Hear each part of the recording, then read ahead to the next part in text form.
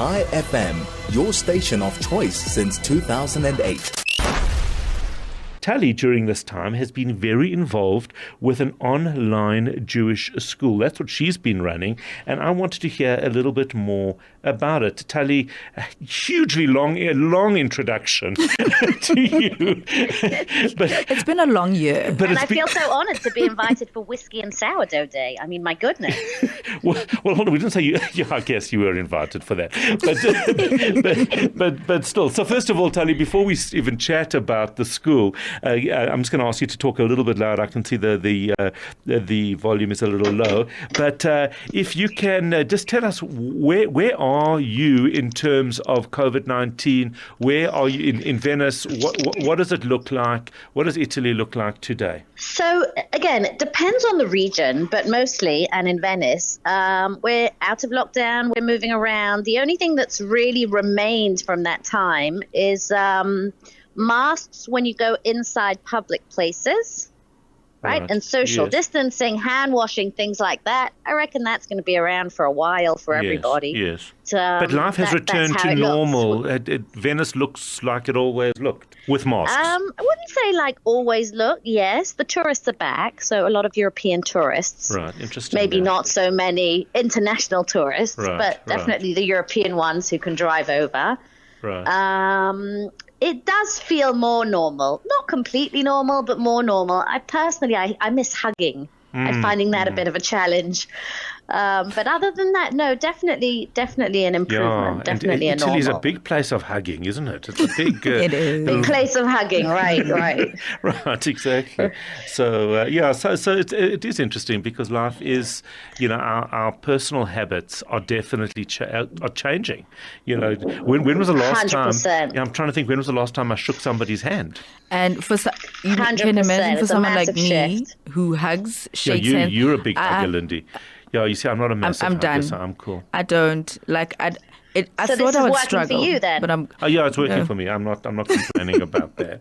No, I miss people. I love people, and I love socializing, and I miss that absolutely terribly. Definitely. But for sure. Yeah, so interesting. All right, but with all of that, you have been a very, very busy person, and you've been very involved in online schooling. Tell us about it. What's it called? Firstly, what's the focus? So I moved to Italy when I got married 15 years ago. Mm-hmm. And I live in a small Jewish community. And I realized that I didn't have a Jewish school for my children. And as time went by, I also realized that, I'm going to say this twice, most Jewish communities do not have a Jewish school. They may have some sort of supplementary learning or a cheder or a Sunday school or a Hebrew school, but they don't have a Jewish school. And the idea that what defined your education was what's available locally was insane, because in so many places, even if only because of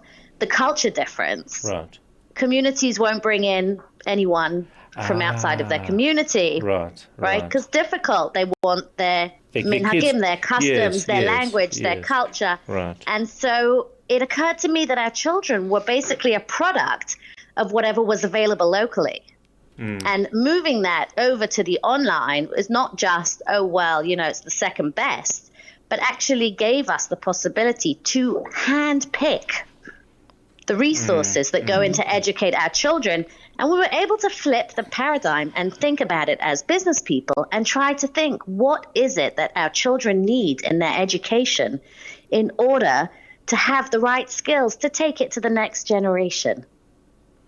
Very, very interesting. Yeah, and it is so right. When I think about my experience as a child here in Johannesburg, so many of my religious hang-ups that I have today, allegedly, come from the fact that we were educated in many ways by rabbis who were transplanted from a society to which we could not relate on any level. But that's just who was available to teach us, rather than being taught in the way in which our parents or my parents would have chosen, because they were religious, whereas a lot of South Africans weren't. They had a way, but in fact there wasn't anyone to teach that style. So then we got these guys that would come in from another society, not relate at all, and therefore create more challenges than more negative than positive in many ways. No question, there's always a balance. I mean, that's happening, for example, today in Italy, where Italy is not really creating rabbis anymore. I haven't heard of a newly minted rabbi in, 10 years, maybe. Did you say minted or minted? Because I like minted. The word. Minted. It's nice. Yeah, newly minted. I'm just saying, so even though they clamor for their own, it's no longer a possibility. And although we try to, incorporate that, sometimes choices have to be made. But as an example, I'll give you, we take very highly trained professional teachers, but we also make sure that they've lived at least for 2 years in a diaspora community. So they do know what it means, right, to live in the diaspora. Yes. We don't really want mixed messages. We want people to be quite peaceful about what they are, but emphasize the commonalities we have as members of the Jewish people. Right. And what is what ages is the school aimed at? So it's called the Zehud Jewish Online School, and we're starting at age 5 this year. We're taking in a pre-K class of little guys who, the truth is, Hebrew immersion's really easy when they're little. They learn it really, really quickly. So the language is it's all done in Hebrew, but it's all for foreign students. So it starts off quite basic, but it's actually very good for the kids. It's the Ivrit principle, learning. Exactly, they do in Hebrew. Yeah, incredible. Exactly, but that's the way for us to have common denominators. It's the way for us to unite children from 11 countries. It's the way for us to be able to cherry pick our staff. It's the way for us to have access to unbelievably invested programs that have had millions and millions of dollars spent on them, whereas no one's really doing anything like that in Italy today. No one's doing anything like that in most European countries today. Most materials locally are just being developed locally if you've got one really bright or really, willing or contributing teacher. And if not, then, it's sort of whatever comes. And when did you start the school? I wanted our children's education to be a deliberate thing. I didn't want it to be a by-the-way thing, right? Yeah. The school is going into its 5th year, so it's long before COVID because the online lends itself to all these things that I've mentioned to you. And it's obviously exploded during COVID because people understand that online education can be a very high quality if you know how to do it. And obviously that's something we've been working on for 5 years. So we've learned more in COVID. There's no question about it, but we definitely, we're one of the leaders. Incredible. So that was exciting. And kids join from which parts of the world? So currently we're like 11 countries and counting. We have 6 countries in Europe. We have 3 African countries this year. We have Zambia, Nigeria, and South Africa. Amazing. We have some children joining us from Mexico and some from New York. Incredible. So, it's pretty wild stuff. Very, very exciting. Such a privilege, I always say. I always start my conversations with prospective parents saying, what can we do for you? And how can we, fit into your family's journey? What does your family need? What do your children need? And how can we bring that all together?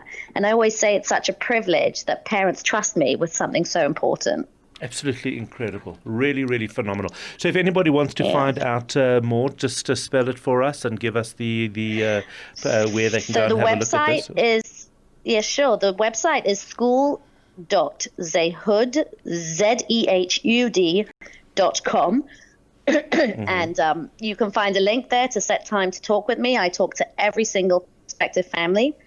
And I have to, and I will just mention that the word Zehud comes from a very old Jewish Venetian dialect that no one speaks anymore. Yeah. And the word Zehud means, it's the translation of the word zechut in Hebrew, which is a privilege. Amazing. And I believe that being Jewish is a privilege. And so I chose that word to represent my school.